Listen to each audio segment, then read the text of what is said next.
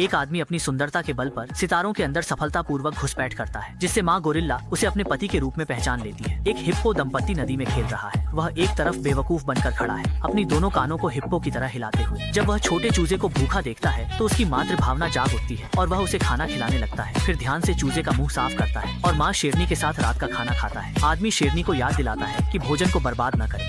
बात खत्म करने के बाद वह पानी में मगरमच्छ के साथ लड़ाई करते हुए खाना खाता है और वह डरता नहीं है। मगरमच्छ उसकी बर्बरता से भागने की कोशिश करता है, लेकिन वह उसे एक झटके से पानी में खींच लेता है। हाँ, एक कोहनी के वार से मगरमच्छ तुरंत हाँफता है और अंत में मगरमच्छ अपने पैरों को नदी में डूबकर मर जाता है। अगर उसकी ताकत ने आपकी आंखें चौंधिया दी हैं, तो टिप्पणी क्षेत्र में बिग बीफ और बियर लिखें। हम उसे एक बड़ा बिग बीफ इमोजी देंगे और 3 सेकंड तक लंबे प्रेस पर लाइक करने पर आपको विशेष प्रभाव भी मिलेगा। उसका नाम शॉन है। वह एक पशु जासूस है। एक बार छोटे भालू को बचाने के प्रयास में उसकी छोटी हाथों पर लगाई गई सनस्क्रीन बहुत फिसलन भरी थी, जिसके कारण छोटा भालू गहरे गड्ढे में गिर गया और यह शॉन के जीवन का एक बड़ा दुख बन गया। तब से वह साधु बन गया और दुनिया से दूर हो गया। एक दिन एक मोटा आदमी उसके पास आया। उसने मास्टर से पूछा, क्या यहाँ कोई शॉन नाम का व्यक्ति है? मास्टर चुप रहा। फिर क्या कोई ऐसा है जो अपनी पीठ से बात कर सकता है? मास्टर को अचानक समझ में आया और उसने तुरंत छोटे मोटे को शॉन के कमरे में ले जाया, जहाँ विभिन्न प्रकार के भयंकर जंगली जानवर थे। शॉन मध्य में पद्मासन में बैठा है, आंखें घुमा रहा है और उसके सिर पर तितलियां उड़ रही हैं। वह एक सिद्ध साधु की तरह दिख रहा है। मोटा आदमी उसे बाहर आने के लिए भारी रकम देने का प्रस्ताव रखता है, ताकि वह एक सफेद चमगादड़ की तलाश कर सके। उड़ान लगभग $20,000। हाँ हाँ हाँ हाँ, हंसी। लेकिन उसे लगता है कि मंदिर में उसके जैसे प्रतिभाशाली व्यक्ति की कमी नहीं हो सकती। मास्टर ने कहा कि मंदिर छोटा है, शॉन की प्रतिभा को यहाँ दबाया नहीं जा सकता। उसने तुरंत उसके सामान को पैक करना शुरू कर दिया, जबकि शॉन ने कहा, मैं सर्वोच्च स्तर पर नहीं पहुँचा हूँ। वहाँ है, तुम अब सुपर त्यानरेन के स्तर पर पहुँच चुके हो, तो साधना में सफलता का पुरस्कार क्या है? मास्टर तुरंत पिछले उच्च साधुओं के शारीरिक अवशेष उसे भेंट करते हैं। मास्टर द्वारा शॉन की इतनी सराहना देखकर उसने और कोई इनकार नहीं किया। मैं नरक में नहीं जाऊंगा तो कौन नरक में जाएगा? भिक्षुओं ने सुना कि शॉन जा रहा है तो तुरंत बियर, बारबेक्यू और मसालेदार नूडल्स की तैयारी करने लगे। दिन एक साथ मिलते हैं, कभी कभी हम आ सकते हैं। यह दृश्य पास में खड़े मोटे आदमी को चौंका देता है। यह आदमी वास्तव में कितना नापसंद किया जाता है। जल्दी ही मोटा आदमी समझ जाता है। पुरानी कार ने स्पोर्ट्स कार जैसा अनुभव दिया और 4 पहिया संरेखण के लिए बैठ गया। मोटा आदमी तो डर गया। पीछे बैठा बंदर भी सिर पकड़कर चिल्लाने लगा। अंत में कार 360 डिग्री तेजी से पलटी और सुरक्षित रूप से पार्किंग में रुक गई। तभी एक मिंक कोट पहने अमीर महिला धीरे धीरे आई और आदमी तुरंत उसकी ओर बढ़ गया। एक मुक्का मारकर गिरा दिया। पास में खड़ा बूढ़ा आदमी उसे उठाकर कमरे में डांस करने लगा। लोगों के चेहरे आपके फोन में तीसरे इमोजी की तरह थे। वह एक बेवकूफ और परेशान करने वाले अंदाज में था, जिससे पास की आंटी दांत पीसने लगी। लेकिन वही तुओ फांग का बूढ़ा आदमी उसे छेड़ने की हिम्मत नहीं कर सका, क्योंकि सफेद चमगादड़ की खोज का काम अभी भी उस पर निर्भर था। अगर काम पूरा नहीं हुआ तो 2 प्राचीन जनजातियां विवाह नहीं कर पाएंगी और युद्ध छिड़ जाए। अपने जासूस की पहचान को उजागर करने के लिए शॉन ने ग्राहक बूढ़े पुख्त का बारीकी से अवलोकन किया। तुम्हारी बाह में चोट है, तुम 3 फीट की ऊंचाई से गिरे हो, तुम्हारे जूते पर सफेद पक्षियों की बीट है, तुम निश्चित रूप से किसी गुफा में गए हो। ग्राहक की स्वीकृति मिलने के बाद वे मूल जनजाति के पास पहुंचे। यहाँ के मुखिया मेहमान नवाज हैं। उन्होंने सीधे शॉन के चेहरे पर थूक दिया और कहा, ये वाचा जनजाति का गर्मजोशी से स्वागत करने का तरीका है। शॉन ने यह सुनकर अपनी गर्मजोशी व्यक्त करने का निर्णय लिया और तुरंत एक बड़ा कदम उठाने की योजना बनाने लगा। बगल में मुखिया बड़े पीले दांतों के साथ उम्मीद के साथ देख रहा था। बातचीत के बाद उनके बीच का संबंध और मजबूत हो गया। रात में शॉन चुपके से पवित्र स्थान में घुस गया। रहस्यमय हरकतों के बाद कोई सुराग नहीं मिला। मोटे आदमी ने चमगादड़ की गुफा जाने का सुझाव दिया। शॉन को अंधेरे से डर लगता था और असुविधा महसूस होती थी। तभी जंगली युवक ने तुरंत मशाल दी।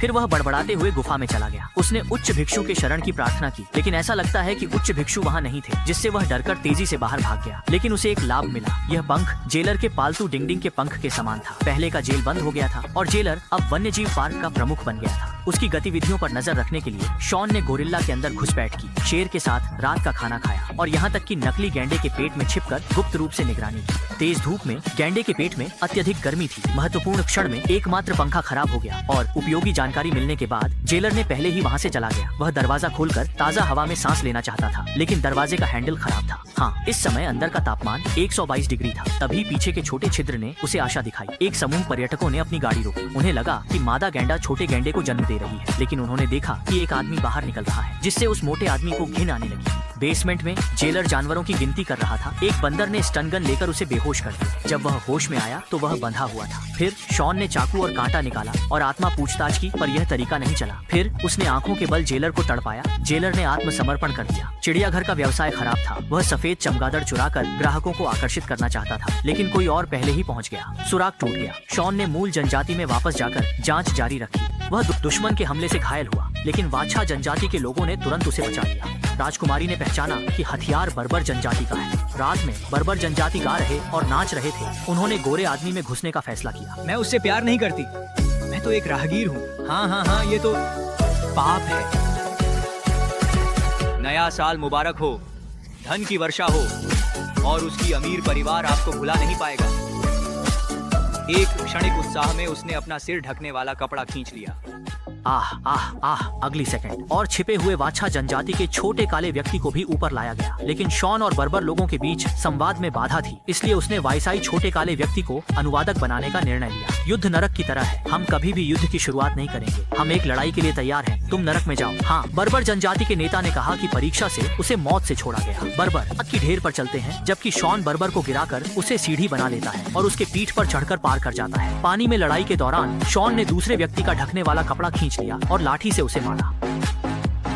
अगला अंतिम चरण है, शॉन को 8 मीटर ऊंचे बर्बर के पीछे खड़े बर्बर जनजाति से लड़ना है। एक महान राजकुमार की शक्तिशाली उपस्थिति के नीचे 8 मीटर का बड़ा व्यक्ति तुरंत भाग जाता है। शॉन का चेहरा अविश्वास से भरा है। क्या यही छोटा व्यक्ति है? पहले हमला करने का सोचा था, लेकिन परिणाम।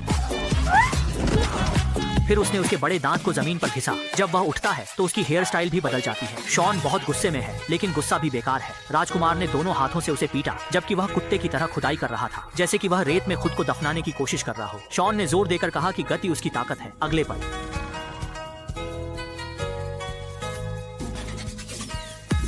उसने छोटे काले से हथियार फेंकने कहा, लेकिन परिणाम।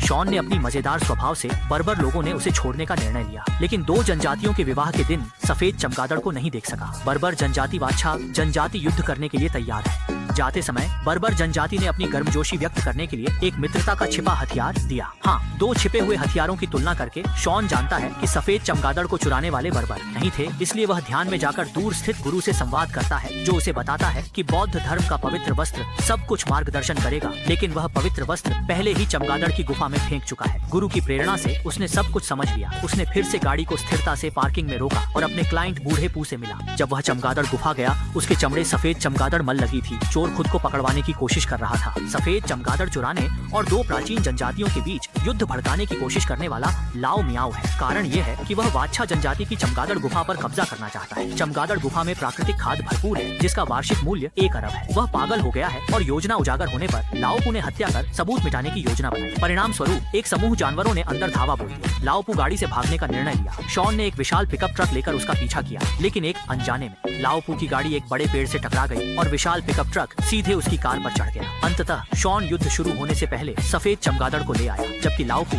जंगल में भागते हुए एक मादा गोरिल्ला द्वारा पकड़ लिया गया।